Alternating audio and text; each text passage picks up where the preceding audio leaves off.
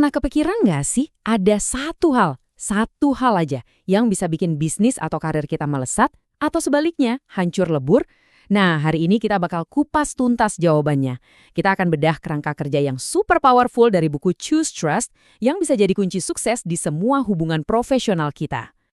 Oke, biar kita benar-benar paham seberapa pentingnya ini, kita mulai dari sebuah angka. Dan angka ini mungkin bakal bikin Anda kaget. 32 miliar dolar. Coba bayangin deh, itu nilai dari bursa kripto FTX di awal tahun 2022. Angka yang wow, gede banget kan? Tapi, di akhir tahun yang sama, semuanya lenyap, ludes, jadi nol, habis, nggak bersisa sama sekali. Jadi, apa yang sebenarnya terjadi?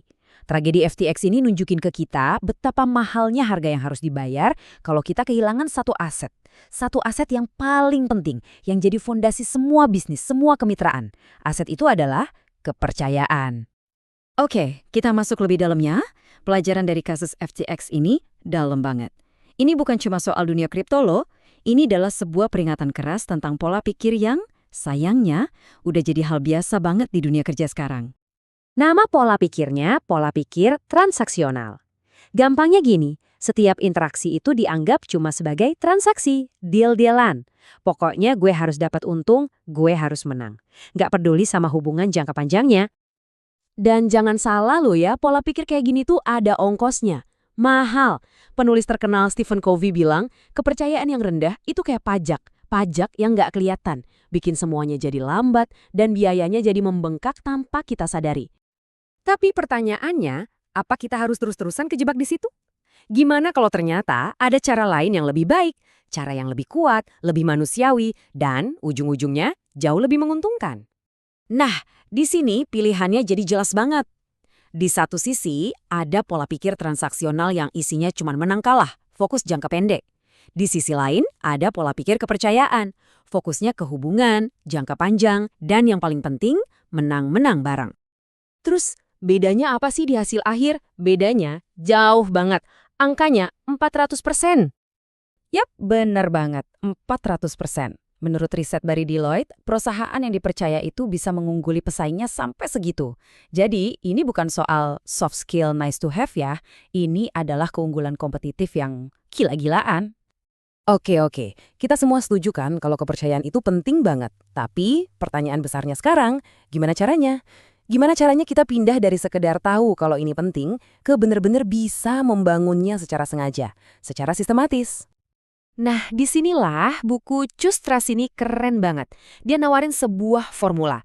Formulanya kelihatannya simpel, tapi dampaknya luar biasa. Namanya segitiga kepercayaan. Coba deh bayangin, ini kayak semacam blueprint atau cetak biru. Peta yang bisa kita pakai buat merancang dan menjaga hubungan yang penuh kepercayaan secara aktif. Gimana cara ngerjanya?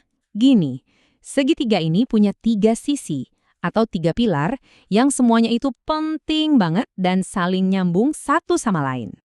Nah, sekarang kita masuk ke bagian paling asiknya nih. Kita akan bedah satu persatu sisi segitiga ini. Kita lihat gimana teorinya bisa kita pakai di dunia nyata. Dan semuanya ini, fondasi dari seluruh bangunan kepercayaan ini ternyata dimulai dari sebuah kutipan bijak dari Socrates ribuan tahun lalu. Ini dia sisi pertama, kejelasan soal mengapa. Biar kebayang, ada cerita nih.